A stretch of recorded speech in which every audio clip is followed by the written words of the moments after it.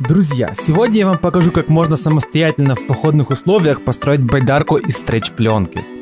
Сейчас едем с Саней искать лещину для байдарки. Для байдарки нужны прямые длинные ветви. Как известно, из дерева лесного ореха раньше делали удочки, потому что молодая лещина часто растет прямыми ветвями. Очень жаль, что в наших краях не растет бамбук. Сейчас он нам был бы очень кстати. Заехали довольно далеко от города, потому что лещину не так-то просто найти. Но здесь довольно живописная местность.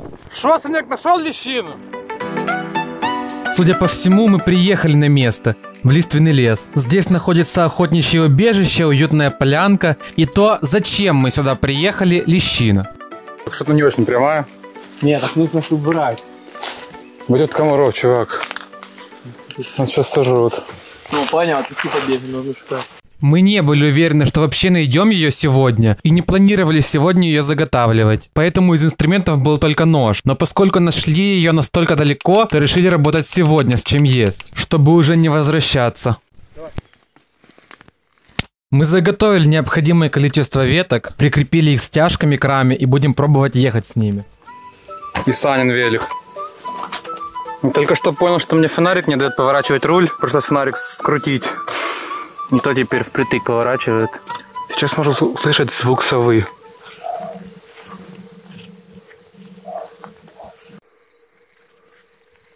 И как-то так выглядела транспортировка этого всего на расстоянии примерно 40 километров через весь город. Мама, криминал.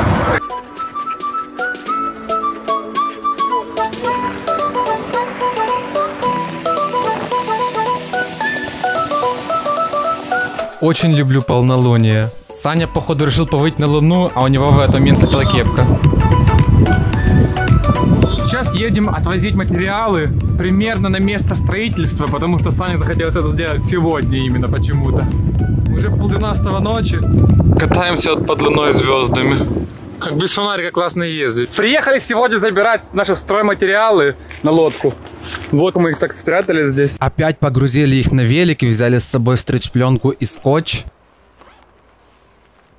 Как-то вчера нас с ветками получше было.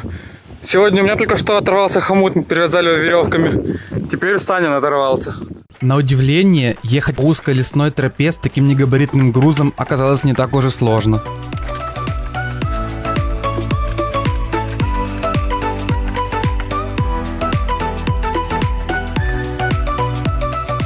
Недавно у нас прошли сильные дожди и дорожку завалило большими деревьями.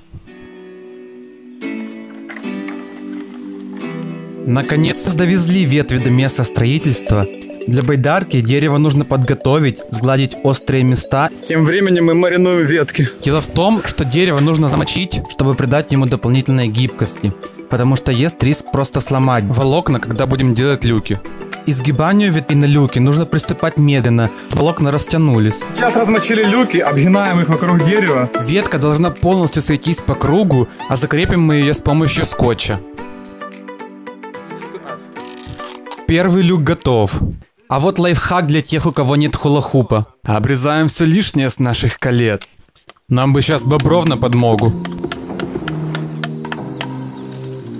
По такому же принципу сделали 3 остальных кольца и с помощью скотча закрепляем центр нашей байдарки. Будем теперь приступать к сборке каркаса. Между собой ветви мы закрепили с помощью скотча. И наш каркас уже постепенно начинает приобретать форму будущей байдарки.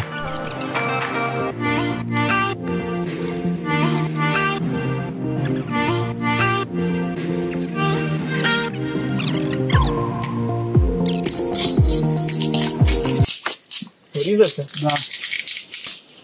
Сильно? Да. Только что у меня соскочил нож, я довольно сильно порезал себе палец, и кровь не хотела останавливаться, поэтому я решил попробовать перетянуть палец стяжкой. Надеюсь, сейчас кровь остановится, свернется, я смогу продолжать. Главное, чтобы палец не отпал. Прошло 20 минут, буду пробовать снимать стяжку, надеюсь, кровь остановилась. Ребята, а теперь вы знаете, что ставить. Вот тут, давай. Скотчем мотаем, зад вперед и все. Дальше шкуру. Я поплыл плавать. Да ну лёг. Теперь, когда каркас готов, можно приступать к натягиванию пленки.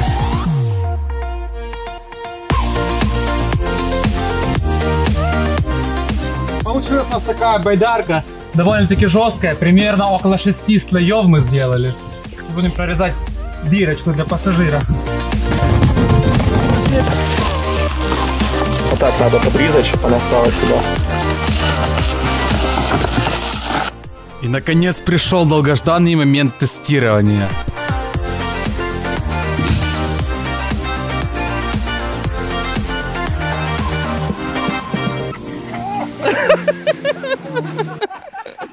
Да, с первого раза немножечко не удалось. Со второго раза у меня уже получилось немного получше, но к ней нужно привыкать все-таки. А еще я понял, что нужно было сразу делать двойное весло, потому что одним уж совсем неудобно. Ну, 2 весла, чего? Такая у нас получилась лодочка.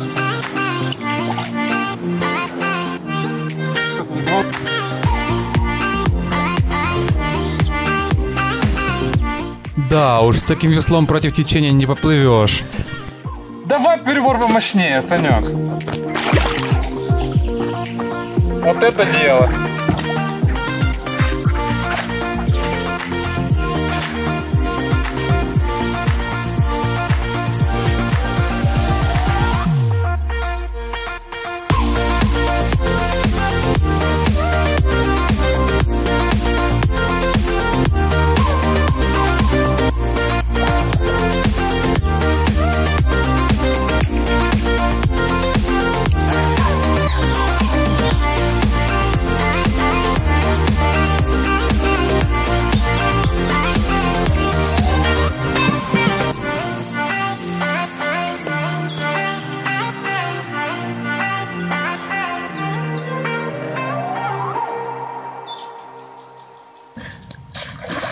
Против течения на такой байдарке, конечно, очень сложно плыть, но течение здесь довольно-таки сильное. Нужно было делать 2 весла, потом мы это исправим и сделаем хорошее двойное весло. Тогда, думаю, будет дело получше идти. И, в принципе, можно будет потом сделать двойную байдарку. Ребят, я думаю, заслужил ваши лайки. Подписывайтесь на канал. Легонько делаем лучший контент. До встречи в следующем ролике.